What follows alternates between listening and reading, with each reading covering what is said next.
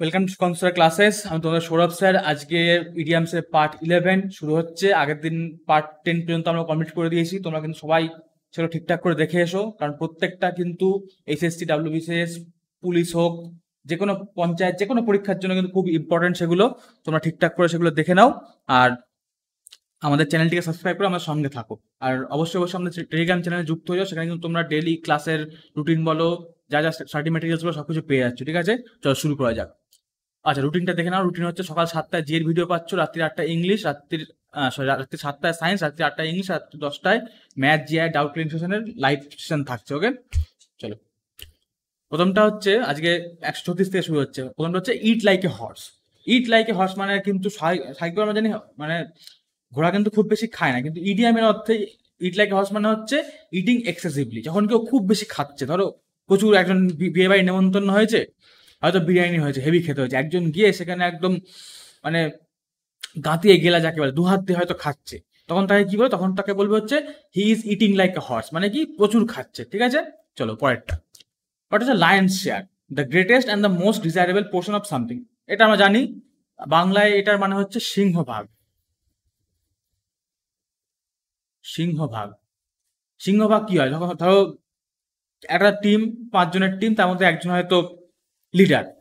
আরো ভালোভাবে বোঝাই, 5 জনের টাকার দল, একজন তাদের সর্দার। ঠিক আছে, তারা একটা জমিদার বাড়ি থেকে চুরি করে আনলো, চুরি করে এনে সেটা যে ভাগ হবে, সেটা সবচেয়ে বড় ভাগটা কে পাবে? সবচেয়ে বড় ভাগটা পাবে সর্দার। সে সবচেয়ে বড় ভাগটা কি? সেটা হচ্ছে সিংহভাগ বা লায়ন্স শেয়ার।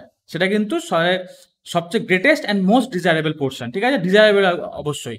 ধরো সবচেয়ে সুন্দর যে মানে কাপড়টা চুরি করে, সেটা কিন্তু সবার আগে সর্দারই পাবে। ঠিক আছে, সেরকমই লায়ন্স শেয়ার মানে হচ্ছে সবচেয়ে বেশি আর সব থেকে সুন্দর জিনিস যেটা, সেইটা ভাগটাকে সিংহভাগ বলা হয় বা লায়ন্স শেয়ার বলা হয়। ঠিক আছে, চলো পরেরটা হচ্ছে গো easy on something. Go easy on something মানে হচ্ছে use only a small amount. ধরো একটা জিনিস, সেটা তুমি খুব বেশি ব্যবহার না করে অল্প একটু ব্যবহার করলে, সেটাকে কি বলা হবে? সেটাকে বলা হবে খুব গো ইজি অন সামথিং। ওকে, চলো পরেরটা। হচ্ছে আ ব্যাড এগ। এটা কিন্তু বহুবার বহুবার পরীক্ষায় এসছে, বহুবার এসছে। আমি যেগুলো বহু পরীক্ষায় আসে সেগুলো কিন্তু বহুবার বলে দিই। পরীক্ষা বহুবার এসছে a bad egg. Bad egg মানে হচ্ছে সামওয়ান হু ইজ ডিসঅনেস্ট। একজন যে ডিসঅনেস্ট, অসৎ ব্যক্তি, সে হচ্ছে, তাকে বলা হয় হচ্ছে ব্যাড এগ। ঠিক আছে, ব্যাড এগ মানে কিন্তু পচা, পচা ডিম না, পচা ডিম না। ব্যাড এগ মানে হচ্ছে অসৎ ব্যক্তি। চলো পরেরটা হচ্ছে feast one's eyes on, gaze at something with pleasure. আচ্ছা, এটা একটা ভালোভাবে বোঝাই। ধরো তুমি কলেজে পড়ছো বা ইউনিভার্সিটিতে পড়ছো, তোমার ডিপার্টমেন্টে একটা মেয়েকে তোমার খুব পছন্দ হয়েছে। তা সেই মেয়েটাকে দেখতে তোমার খুব ভালো লাগে। সে তোমার পড়াশোনা করতে না, সেই মেয়েটাকে দেখতেই তুমি রোজ কলেজে যাচ্ছ বা ইউনিভার্সিটি যাচ্ছ। ঠিক আছে, তা সেটা, সেই মেয়েটাকে দেখে তোমার যে ভালো লাগছে, সেটা হচ্ছে তোমার আইজের কাছে হচ্ছে ফিস্ট। ফিস্ট মানে হচ্ছে ভোজ আর কি, মহাভোজ আর কি, সেই ফিস্ট। মানে ধরো কাউকে দেখে তোমার খুব ভালো লাগছে, খুব প্লেজার লাগছে, তখন সেটাকে আমরা কি বলি? তখন সেটাকে আমরা বলি হচ্ছে ফিস্ট ওয়ান্স আইজ অন, মানে সেটা দেখেই আমার পেট ভরে যাচ্ছে, এরকম জিনিস। ওকে, চলো পরেরটা হচ্ছে hit a brick wall, not able to make any progress. ধরো আমরা সায়েন্সে পড়ি যে একটা দেয়ালকে ধরো তুমি ঠেললে, তা দেয়ালের কোনো রকম মুভমেন্ট হলো না, তাহলে সেখানে কার্যের পরিমাণ কত?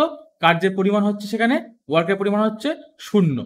ঠিক আছে, তো সেরকমই হিট আ ব্রিক ওয়াল, এই কথা মানে হচ্ছে not able to make any progress. মানে একটা কাজ করছো, সেটা কোনো রকম প্রোগ্রেস করলো না, সেটা কোনো রকম উন্নতি কিছু করলো না, মানে কোনো কাজই হলো না সেটা দিয়ে, তাহলে সেটা কি হবে? সেটাকে বলা হচ্ছে হিট আ ব্রিক ওয়াল। ঠিক আছে, চলো পরেরটা হচ্ছে pay heed two.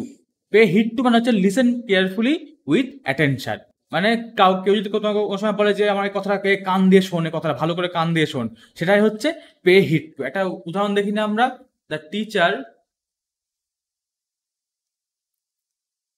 Asks the students to pay heed to her words. মানে যে টিচার, সে তার স্টুডেন্টদেরকে কি বললো?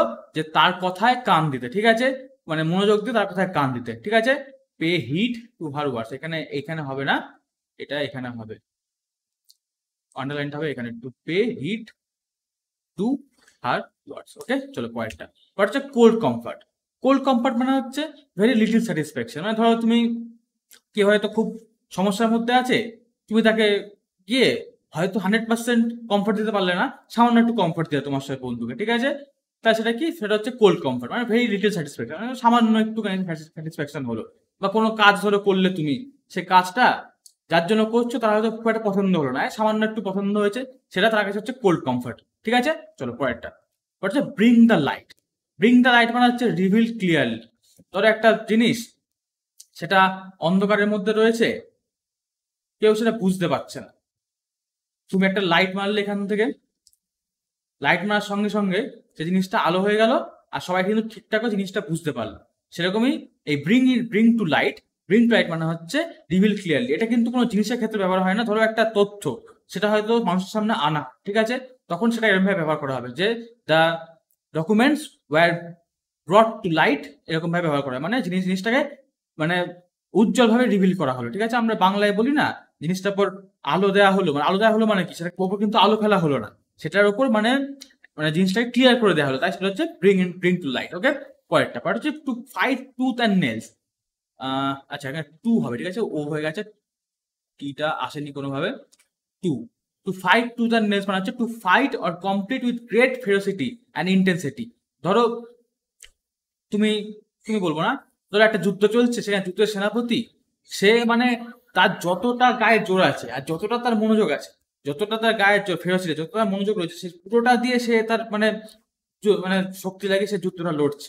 বা তুমি ধরো খুব মানে একদম তোমার যত শক্তি আছে সে সব সর্বশক্তি দিয়ে তুমি এই মানে চাকরি পাওয়ার জন্য পড়াশোনা করছো, ঠিক আছে, তা সেটাই কি বলা হয়, two fight tooth and nail. ঠিক আছে, যত মনোযোগ মানে যত শক্তি দিয়ে যত মনোযোগ দিয়ে মানে করছে, মানে পুরো মনোযোগ মনোযোগ যদি কেউ কিছু করে তখন সেটাকে বলা হচ্ছে to fight tooth and nail. ঠিক আছে, কয়েকটা পর হচ্ছে অন এজ। অন এজ মানে হচ্ছে nervous and unable to relax. ধরো কেউ একটা জিনিস নিয়ে খুব চিন্তায় রয়েছে, ঠিক আছে, খুব চিন্তায় রয়েছে, সে এমন চিন্তায় রয়েছে যে প্রচন্ড নার্ভাস রয়েছে, আর সে একটু রিল্যাক্স করতেই পারছে না। ঠিক আছে, তখন তো অবস্থা কি হবে, তখন তাকে বলা হবে হি ইজ অন এজ।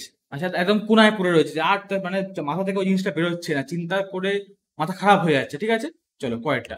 পরেরটা হচ্ছে ফ্যান দ্য ফ্লেম। সেটা তো খুব সহজ। আগুনে যদি আমরা হাওয়া দিই কি হবে, আগুনটা আরো বেড়ে যাবে। ধরো একটা একটা ঘরে, তোমার ঘরে বলবো না, কোথাও একটা আগুন লেগেছে, এখন সেখানে মানে জল দেওয়ার কথা, তুমি সেখানে গিয়ে হাওয়া দিচ্ছ, কি হবে, আগুনটা আরো বেড়ে যাবে। সেটারই মানে হচ্ছে টু মেক ব্যাড সিচুয়েশন ওর্স। একটা সিচুয়েশন অলরেডি সেটা অবস্থা খারাপ, তুমি সেখানে গিয়ে এমন কিছু ধরো বলে দিলে, এগুলো সাধারণত আমাদের বাড়ির মধ্যে দেখা যায়, আমাদের যারা একদল লোক আছে তারা সিচুয়েশন বাজে করার জন্যই আসে। ধরো একটা জিনিসের সমস্যা হচ্ছে, সেখানে এসে সে একটা কথা বলে দিল, সে হয়তো সমস্যা আরো খারাপ হয়ে গেল, ঠিক আছে, আরো অবস্থা খারাপ হয়ে গেল। ধরো একটা ভাবে বলি, তোমার ধরো মা তোমাকে বকছে এই জিনিসটা, এই তুই এটা করিস না, ওটা করিস না, এটা করিস নি।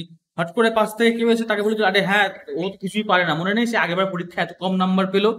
তখন তোমার মা আরো খেপে গেল, ঠিক আছে, তখন কি করলো, সে আগুনে ঘি দিল। এটা এরকম একটা আরেকটা করেছিল মানুষ, সেটা হচ্ছিল to add fuel to the flames fire. Okay, ওই একই মানে আগুনে ঘি ঢালা আর কি, একটা সিচুয়েশন আগে সেই খারাপ সেটাকে সে আরো খারাপ করলো। ঠিক আছে, সেটা হচ্ছে টু ফ্যান দ্য ফ্লেমস। চলো পয়েন্ট হচ্ছে to take the bull by the horns, মানে to handle difficulties.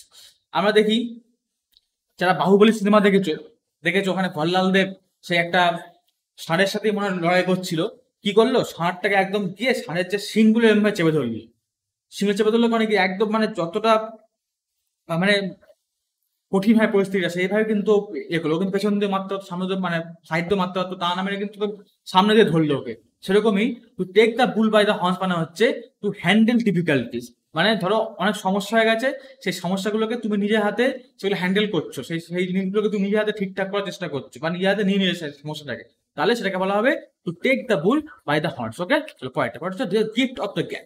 Gift of the gap মানে হচ্ছে টক্স ওয়েল অ্যান্ড পারসুয়েভলি। ঠিক আছে, ধরো একজন সে খুব সুন্দরভাবে বুঝিয়ে সুঝিয়ে কথা বলে, ঠিক আছে, সে বুঝিয়ে সুঝিয়ে কথা বলাটাকে বলা হয় হচ্ছে the gift of the gap. ঠিক আছে, পরেরটা চলো, পরেরটা হচ্ছে ক্লোজ ফিস্টেড পার্সন। একটা মানুষ, ধরো আমার হাতে এই জিনিসটা রয়েছে, আমি হাতের মধ্যে এরকম করে চেপে ধরে রেখে দিয়েছি যাতে না বেরোতে পারে, তার মানে কি, এই জিনিসটা আমি মানে বের করতে চাইছি না হাত থেকে, আমার যাতে হাতের মধ্যে থাকে সেজন্য আমি চেষ্টা করে যাচ্ছি চেপে ধরো, আমি আরো ভালোভাবে বলি, হাতে টাকা রয়েছে আমার, এরকম ভাবে চেপে ধরে বসে আছি, টাকার থেকে মানে টাকা বের করবি না ওখান থেকে, এক কথায় কিপটে মানুষ, সেটাই আছে মাইজারলি পার্সন, মাইজারলি মানে হচ্ছে কিপটে। কিপটে মানুষকে বলা হয় ক্লোজ ফিস্টেড পার্সন। ঠিক আছে, এখানে লিখি my uncle is a very close fisted person. Close fisted person এর মানে কি, আমার যে আঙ্কেল সে হচ্ছে খুবই কিপটে একজন মানুষ, ঠিক আছে। এখানে এখানে এখানে দাগ হবে না, এখানে হবে ক্লোজ ফিস্টেড পার্সন, এখানে দাগ হবে না। আমার যে আঙ্কেল, আমার যে কাকা, সে হচ্ছে একদম এক নম্বর কিপটে মানুষ, ঠিক আছে। চলো আজকে আমাদের এগুলো থাকলো, পরের দিন কিন্তু আবার ক্লাস হবে, তোমরা কিন্তু সবাই ঠিকঠাক করে এগুলো দেখতে থাকো, আর অবশ্যই অবশ্যই আমার চ্যানেলটি সাবস্ক্রাইব করে আমার সঙ্গে থাকো।